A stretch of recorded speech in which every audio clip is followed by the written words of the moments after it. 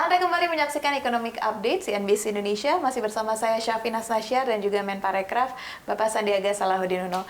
Pak, salah satu industri yang menarik juga untuk kita bahas ini sebenarnya juga industri kesehatan, karena ini tidak bisa lepas dari industri pariwisata. Dan berdasarkan data yang kami dapatkan, sebenarnya niat untuk mengembangkan wisata medis, wisata kesehatan ini sebenarnya sudah ada sejak tahun 2020 dengan adanya kerjasama antara Kementerian Pariwisata dan juga Kesehatan.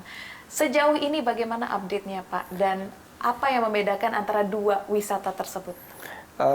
Pertama, kita harus mengerti bahwa wisata kesehatan ini adalah wisata minat khusus, dan dari wisata kesehatan ini terbagi 4 subsektor. Pertama adalah wisata medis, untuk mendapati pelayanan medis. Ini banyak yang ke luar negeri ini. Yang kedua adalah wisata kebugaran. Ini lebih ke arah untuk mendapatkan kebugaran melalui spa ataupun pengobatan treatment tradisional maupun non-tradisional. Yang ketiga ini adalah wisata sports tourism atau wisata berbasis olahraga. Ini juga bagian daripada wisata kesehatan. Dan yang keempat adalah wisata MICE yang spesifik untuk medical science. Jadi seperti kayak simposium internasional tentang kanker atau simposium dokter anak atau simposium dokter gigi internasional yang sebentar lagi akan kita lakukan. Ini adalah bagian daripada wisata MICE yang spesifik untuk kesehatan. Jadi total untuk wisata kesehatan ini para masyarakat Indonesia ini sekitar 2 juta jumlahnya mendapat layanan kesehatan di luar negeri dan menghabiskan total 160 triliun rupiah per tahun. Dan layanan kesehatannya ada yang layanan yang sangat simpel seperti medical check-up sampai layanan yang cukup kompleks seperti operasi dan lain sebagainya. Nah, kita lagi membidik pertama adalah wisata kebugaran dulu, karena di Indonesia ini kita punya keunggulan mulai dari spa tradisional, kebugaran dari segi juga jamu, herbal, layanan dan lain sebagainya, itu kita kuat di situ. Jadi itu bisa kita pasarkan untuk menarik wisatawan mancanegara untuk berwisata kebugaran di Indonesia. Nah, setelah itu kita melihat bahwa bagaimana caranya pertama meyakinkan warga yang selama ini mendapatkan layanan kesehatan ke luar negeri. Berarti kita harus menciptakan pusat-pusat kepercayaan nomor 1. Dan tapi kita harus punya infrastruktur pusat-pusat unggulan dari pelayanan kesehatan. Misalnya rumah sakit yang unggul di bidang misalnya penyakit yang berkaitan dengan diabetes, penyakit tentang onkologi, kanker. Nah, ini sedang kita kembangkan dari 2020 dengan Kementerian Kesehatan dan sudah ditunjuk beberapa rumah sakit. Dan terakhir ada inisiatif baru yaitu kawasan ekonomi khusus kesehatan. Ini yang ada di Sanur sekitar 40 hektar. Menteri BUMN Pak Erik, kami dan Pak Budi Sadikin ditugaskan oleh Presiden untuk memasarkan Kek Sanur ini sebagai satu kawasan unggulan untuk beberapa layanan kesehatan. Nah, harapan kita selain daripada kita bisa menarik wisatawan mancanegara, wisatawan Nusantara juga yang selama ini mendapatkan layanan kesehatan ke luar negeri bisa mendapatkan layanan kesehatan di negeri sendiri. Sehingga mungkin nggak 11 miliar dolarnya itu yang tiba-tiba jadi 0 gitu, tapi paling tidak bisa dimoderasi, bisa dikurangi setengah aja. 5 miliar dolar itu sangat luar biasa untuk menambah pendapatan negara. Berikutnya kita ingin perluas bahwa kawasan ekonomi khusus ini bukan hanya ada di Sanur, tapi seandainya ini berhasil, kita akan bisa kembangkan di beberapa wilayah lain yang sudah membentuk Medical Tourism Board atau Dewan Wisata Kesehatan. Ini ada di baru yang terakhir ini Malang, sudah membangun Medan, juga sudah membangun, sudah ada Surabaya, dan Makassar juga sudah memiliki dewan untuk membidangi wisata kesehatan ini. Jadi ini peluang yang sangat besar ada di depan mata, dan kita butuh meyakinkan wisatawan kita untuk mendapatkan layanan kesehatan di Indonesia aja. Dan itu butuh kepercayaan, perlu trust. Nah, trust ini harus dibangun tentunya dengan layanan yang berkelas dunia. Nah, ini yang tadi saya mau bahas, Pak. Trust ini aja sudah menjadi PR tersendiri ya, Pak, untuk kita kejar, untuk kita bangun kembali di masyarakat kita. Selain trust, menurut saya juga yang perlu diperhatikan adalah kesiapan dari sarana kesehatan di rumah sakit kita. Sebenarnya kalau kita bandingkan dengan negara-negara kunjungan lainnya, katakanlah yang paling dekat adalah Malaysia. Jika kita compare negara kita dengan Malaysia, sebenarnya kesiapan alat medis, standar para dokter, itu tingkatnya antara Indonesia dengan Malaysia seperti apa, Pak? 80% lebih dari wisata kesehatan ke luar negeri oleh masyarakat Indonesia itu ke Malaysia. Dan kalau kita lihat standar dari infrastruktur rumah sakit, tentang profesionalisme dari tenaga medis maupun juga dari dokter-dokternya, kita nggak kalah sama sekali. Tapi kita perlu membangun suatu ekosistem di mana kita melihat juga aspek pelayanan. Jadi kalau teman-teman dari pelayanan kesehatan dari Malaysia itu jemput bola, dia ada para sales promotion eksekutifnya itu yang ada di Jakarta, ada di Medan. Mereka itu menawarkan kepada komunitas, kepada ibu-ibu arisan gitu loh. Dan itu mungkin yang belum kita lakukan. Ini berarti belum kita lakukan dan belum kita fokuskan gitu loh. Misalnya Korea itu promosinya besar-besaran bahwa kalau mau cantik ya ke Korea. Lah. Terus kita buat dagu baru gitu loh, atau hidung yang lebih mancung. Itu Korea sangat sudah bisa mempromosikan secara gencar, malah ada dalam tanda kutip itu hadiah pertama kepada anak perempuan kita adalah operasi plastik untuk tampil lebih cantik misalnya begitu. Itu menjadi salah satu bagian daripada promo dan pelayanan. Begitu mereka tiba di airport, kita langsung dilayani. Oh, ada penjemputannya dan langsung dibawa. Kalau misalnya check up nggak perlu nunggu 2-3 hari, check upnya pagi, sorenya sudah bisa dapat hasilnya, dan selama menunggu itu dibawa untuk shopping, wisata, dibawa untuk kuliner dan lain sebagainya. Jadi menurut saya ekosistem itu yang perlu kita bangun. Oke, ekosistem itu berarti yang masih menjadi PR terbesar kita. PR terbesar, dan ini kerja sama kita sangat strategis karena ini banyak membuka peluang usaha dan lapangan kerja yang sangat luas di Indonesia. Oke.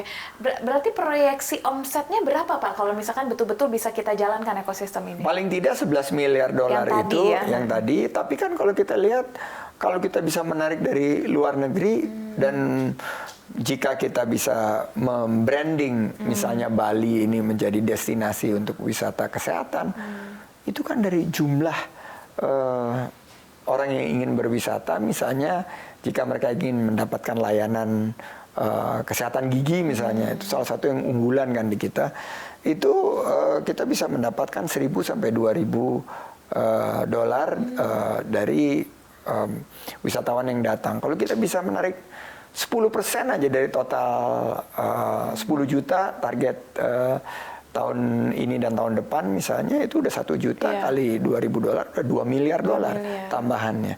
Jadi ini menurut saya sangat menarik, kita harus lakukan secara sungguh-sungguh. Dan ini arahan dari Bapak Presiden harus menjadi prioritas kita. Iya. Dan selain ekosistem, selain promosi, apalagi sih Pak yang bisa kita pelajari atau kita adopsi dari pelayanan? Luar. Pelayanan, kita juga harus bisa berkolaborasi dalam sinkronisasi, karena ini kan nanti ada aspek pelayanan kesehatannya, tapi juga ada aspek pelayanan untuk wisatanya. Dibawa kemana?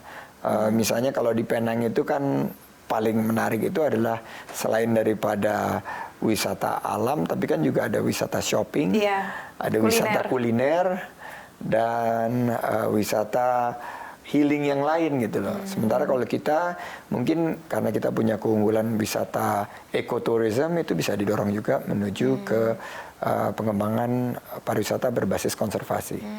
Nah ini kan berarti udah dari 2020, sekarang sudah 2023. Apa evaluasinya selama 3 tahun berjalan ini, Pak? Kita sudah ada beberapa keunggulan yang kita bisa dapatkan, misalnya dari kawasan ekonomi khusus di Sanur ini terobosan dari regulasi. Ini keberhasilan kita yang menurut saya karena selama ini kan sulit sekali untuk menarik investasi di bidang kesehatan ini dan khususnya untuk membangun SDM yang kuat, termasuk memberikan peluang bagi the best of the best atau best practice dari kesehatan ini bisa hadir di misalnya dokter-dokter dari luar negeri, dokter-dokter diaspora Indonesia yang selama ini nggak bisa praktek di sini, itu kan bisa dimudahkan dengan kayak kesehatan kita. Dan dengan Undang-Undang Cipta Kerja kemarin kita bisa berkolaborasi dan ini sudah terdorong untuk menjadi capaian-capaian yang sudah bisa kita rasakan. Yang kedua, untuk wellness, kita kemarin meluncing Indonesia Wellness Tourism Conference and Festival di Solo. Ini sudah bisa menarik begitu banyak wisata kebugaran. Karena kita ada yoga juga, ada pengobatan tradisional dan lain sebagainya. Capaian berikutnya adalah mengenai council. Ini untuk mempromosikan wisata kesehatan di 4 kota nih yang sudah kita dorong, Medan, Bali, Sulawesi Utara, dan Malang. Ini yang sudah punya. Ini merupakan capaian-capaian yang menurut saya bisa kita gunakan sebagai milestone untuk harapan kita mewujudkan bahwa Indonesia itu bisa memberikan layanan kesehatan yang terbaik bagi masyarakatnya.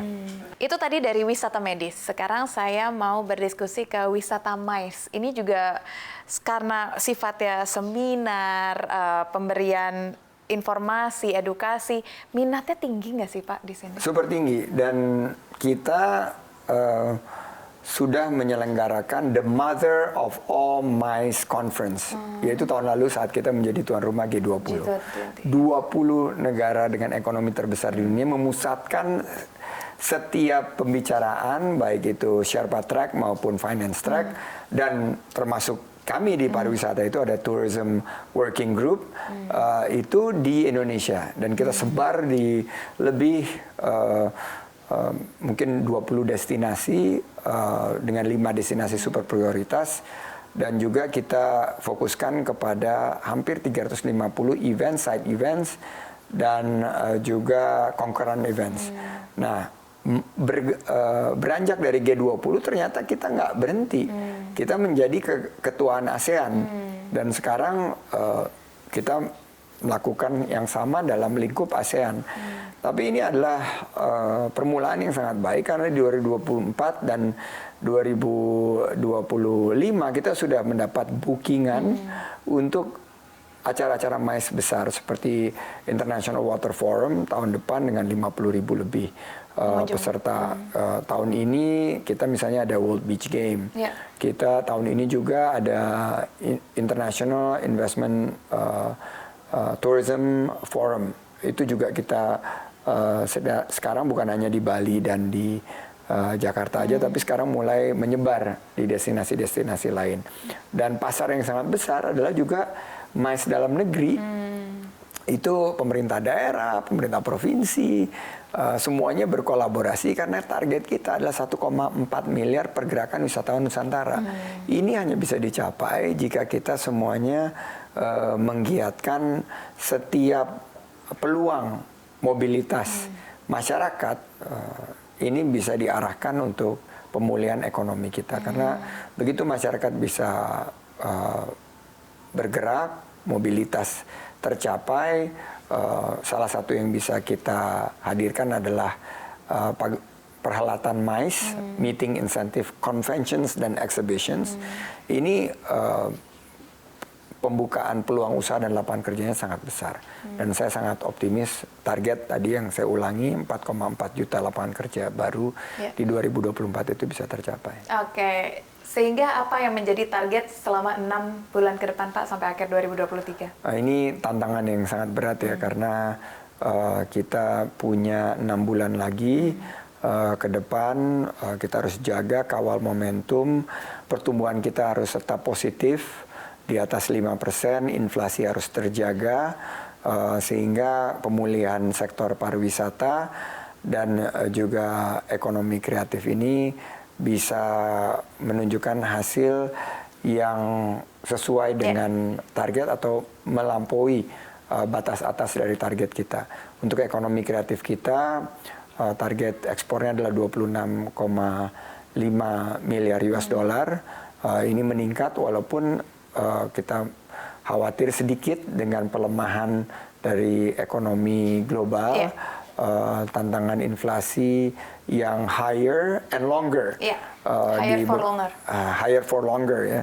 Jadi ini menjadi tantangan kita, tapi saya optimis kita bisa melihat beberapa peluang yang ada, kalau saya sebut sebagai low hanging fruits, yang bisa kita konversi, berapa potensi-potensi yang bisa kita dapatkan segera untuk mewujudkan pemulihan yang robust, yang kuat untuk sektor parekraf, karena setiap investasi di sektor parekraf ini akan menciptakan 6 kali lipat lebih lapangan kerja, dan total ekosistem lapangan kerja di sektor parekraf ini sudah mencapai hampir 50 juta. Kalau tahun politik ini akan berpengaruh nggak Pak sama peningkatan pariwisata, atau justru pariwisata akan berpusat di titik-titik tertentu saja? Kalau pariwisata kita lihat secara holistik, pasti pariwisata ini akan menyesuaikan dengan situasi politik. Tapi situasi politik kita kan sekarang alhamdulillah ya jauh lebih kondusif, walaupun kita akan ada pemilu, tapi kita menjaga pemilu ini untuk sejuk. Kontestasi demokrasi kita ini cukup unik ya, karena di tahun 2019 saya waktu itu ikut berpartisipasi, justru pemenangnya Pak Jokowi dan Pak Ma'ruf mengajak mantan rivalnya saya dan Pak Prabowo untuk bergabung memperkuat Kabinet Indonesia Maju dengan konsep unity government. Nah, ini yang menjadi modal kita untuk meyakinkan para wisatawan, para pemodal, para pebisnis untuk investasi di Indonesia ini untuk jangka panjang. Dan untuk kontestasi demokrasi ini memang tiap 5 tahun sekali, tapi demokrasi di Indonesia ini adalah demokrasi Pancasila yang konsepnya adalah membangun Indonesia bersama dengan prinsip gotong royong. Jadi saya sangat optimis dan saya memiliki outlook yang positif untuk 6 bulan ke depan, dan kita harus jaga betul jangan sampai terjadi instabilitas.